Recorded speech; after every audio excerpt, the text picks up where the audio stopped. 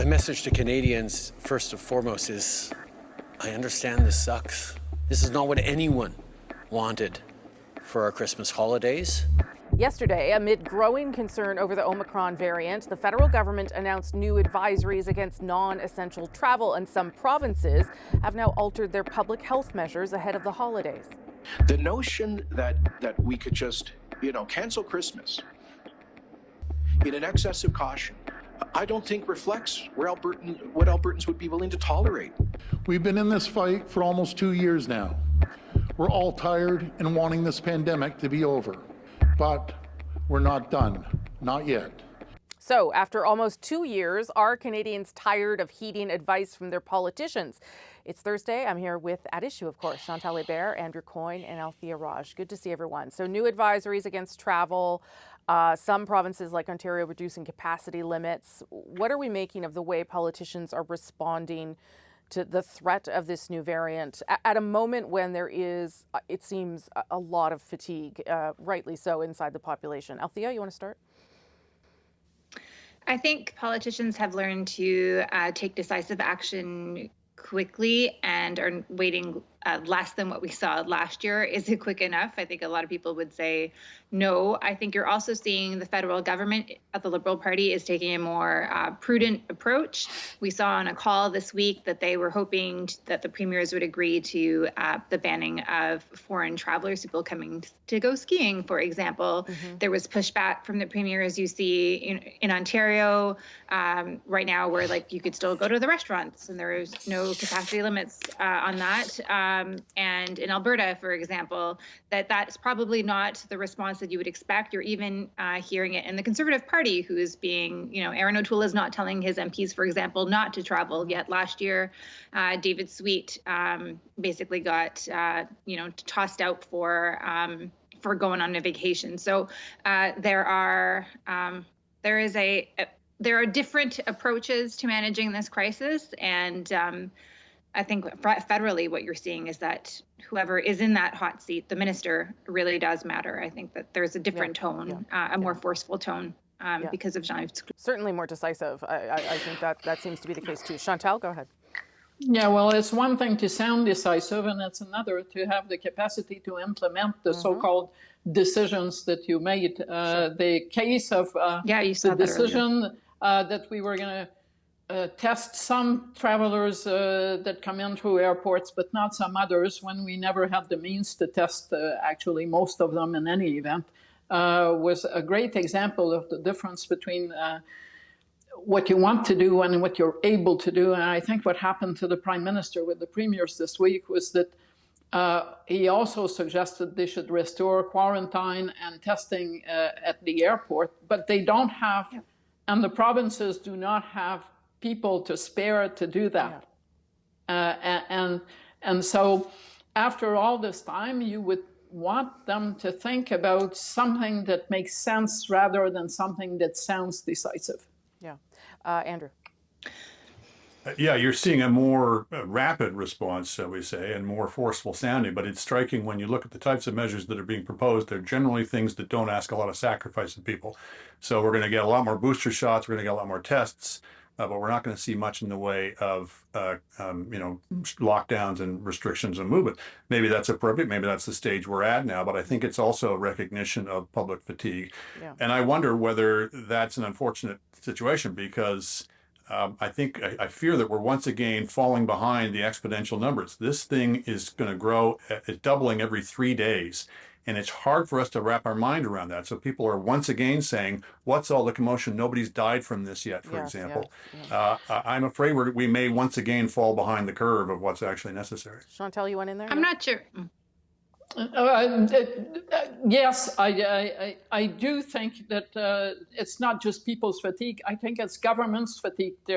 They thought they were home safe up to a point with vaccines. Yeah.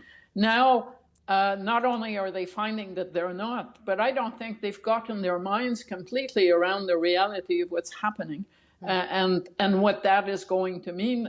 And if they let it go for very much longer, and they are up to a point letting it go, I don't know what this will look like in January. Althea? I expect we'll have lockdowns. You can't listen to the science tables and see their modeling and think that everything's going to be fine if we just continue the way we're going. It clearly is not going to be fine. I want to go back to Chantal's point because I think it's a really good one. And when the federal government here came out with the border measures saying that everybody coming from flights abroad would have to get tested, not people from the U.S. though, they didn't have the implementation measure. And I think that the lesson that was learned in the past 2.5 weeks was they really wanted to get their ducks in a row for this week's announcement. And so, I mean, it's sad that it's come to that point, but when you look at the AG's report from, the pandemic, the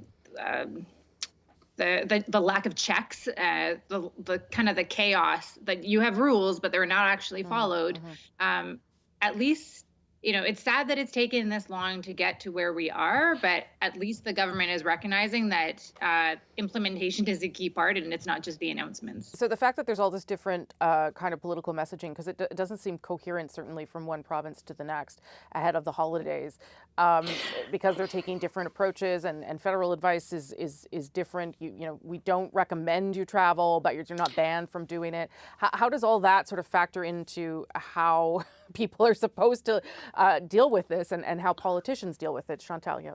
I think the fact that it's Christmas and the holidays, that's throwing a major wrench in anything that governments want to do, be it administering boosters. The people who work in the healthcare system certainly expected to take a bit of a breather for Christmas. Are you seriously going to tell Canadians that suddenly they're going to have to stay home on December 15th? After having allowed people to buy plane tickets and having no way to actually stop them from going.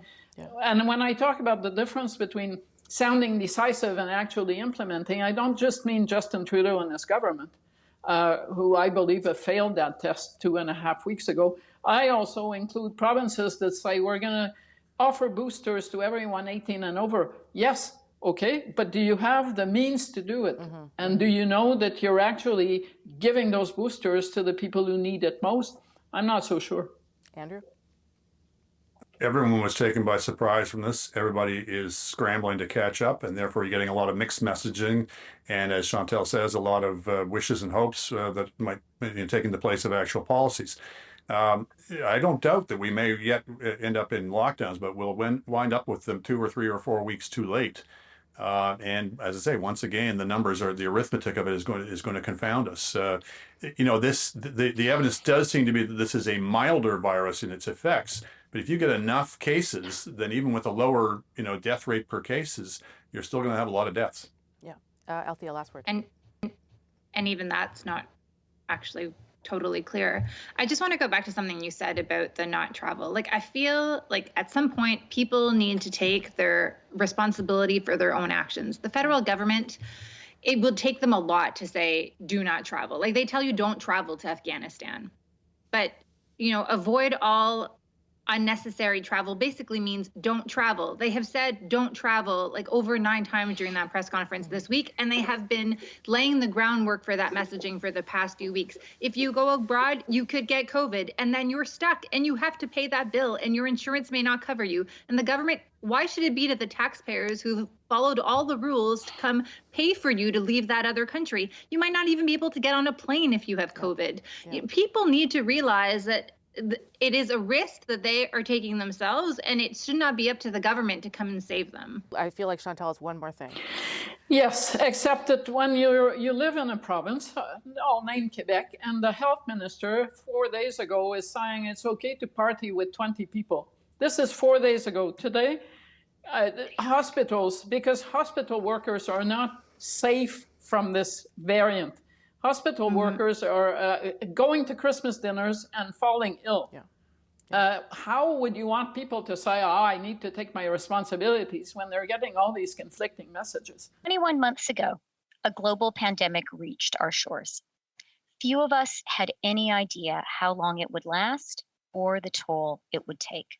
This economic and fiscal update provides Canadians with a transparent report of our nation's finances.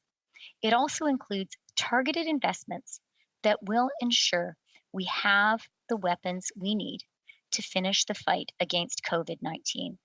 an effort more urgent now than ever with the surge of Omicron. As COVID cases rise, Finance Minister Chrystia Freeland tabled very much an Omicron-focused fiscal update, pledging billions in new COVID supports as cases rise. 96-page document is focused on the fight against COVID, something Freeland described as our most important national project. But how does a country recover while still fighting the pandemic and still with lots unknown? At issue back for another round. Chantal, Andrew, and Althea. Andrew, you want to start us off here? What in that update? What did that update tell you about whether the recovery is like entrenched or whether this is still a very fragile place to be? Oh, I think the numbers in the economy are quite good, actually.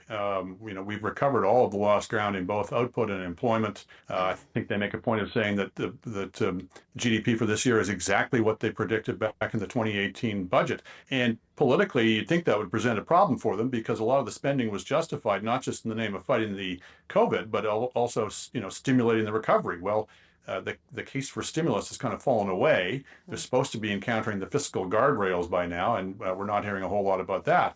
So it's hard to pay much attention to this because we all know the real action is going to be in the budget. And so all these numbers that they put in here projecting spending 4 or 5 years out are about to become obsolete within a matter of minutes.